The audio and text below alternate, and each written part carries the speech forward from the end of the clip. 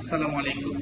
এই আমি বলি যে আলট্রাসোনোগ্রাফি এমন একটা পরীক্ষা, একটা লাইভ পরীক্ষা, যেটার মাধ্যমে আপনার liver, kidney, স্প্লিন, pancreas, prostate, urinary bladder, তাদের পিত্তথলি, গল ব্লাডার, এগুলো সব সুন্দরভাবে দেখা যায়।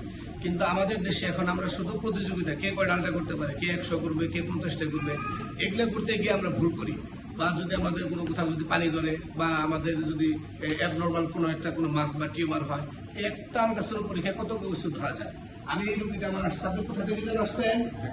তাহলে ঘাটাইল থেকে আসছে। ঘাটাইলে কত ক্লিনিক পার হয়ে যায়, তাই না?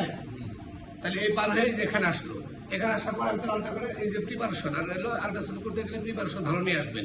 না খেয়ে আসবেন, মিনিমাম 6-7 ঘন্টা খাবেন না, না খেয়ে আসবেন।